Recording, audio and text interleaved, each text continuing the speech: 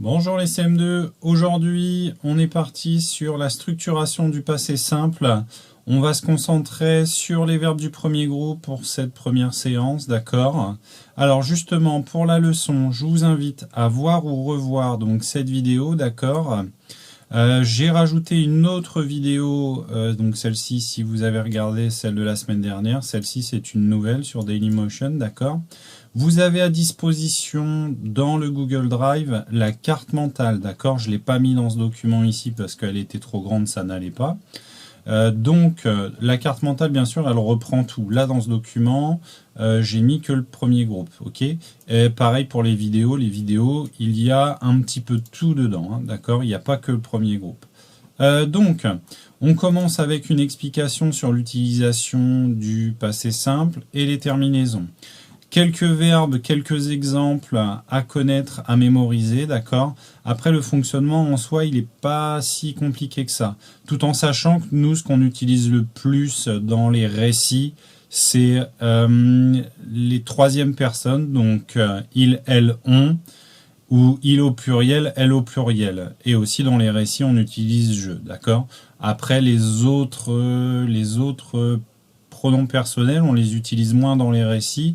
Donc là où il faut vraiment se concentrer à ne pas se louper, c'est troisième personne, donc singulier au pluriel, et la première personne du singulier. D'accord? Donc ça, je vous laisserai voir, je vous laisserai regarder. Peut-être que vous avez déjà bien travaillé les conjugaisons. Maintenant, je vous présente donc les petits exercices que vous avez à faire. D'accord? Tout d'abord, surligne les phrases conjuguées au passé simple, puis souligne le verbe et donne son infinitif. Donc il y a trois choses à faire. Enfin, il y a trois choses. Il y a trois choses à faire si la première condition est respectée. La première condition, c'est ça. C'est surligne les phrases conjuguées au passé simple. Donc vous trouvez les passés simples, d'accord, dans les phrases en dessous. Quand vous avez trouvé les passés simples, vous devez souligner le verbe et sur les pointillés, vous indiquez l'infinitif du verbe, d'accord? Donc les phrases, voilà, elles sont ici, il n'y a rien de particulier. Ensuite, une mini double transposition. Voici une phrase conjuguée au présent. Vous devez la réécrire au passé simple, donc à la troisième personne du singulier et à la troisième personne du pluriel. Ça veut dire qu'il y a deux transpositions. C'est pour ça que je vous ai laissé d'ailleurs deux lignes. Ceux qui font à l'ordinateur, bien sûr, vous écrivez à la place des pointillés, hein, d'accord? Vous ne laissez pas tous les pointillés, vous les enlevez. Ensuite, pour l'exercice 3, réécris chaque phrase au passé simple avec le pronom proposé. Puis souligne les verbes. D'accord? Quand vous soulignez les verbes, c'est le moment de vous relire, de vérifier vos terminaisons. Alors, vous avez à chaque fois une transposition qui est à réaliser.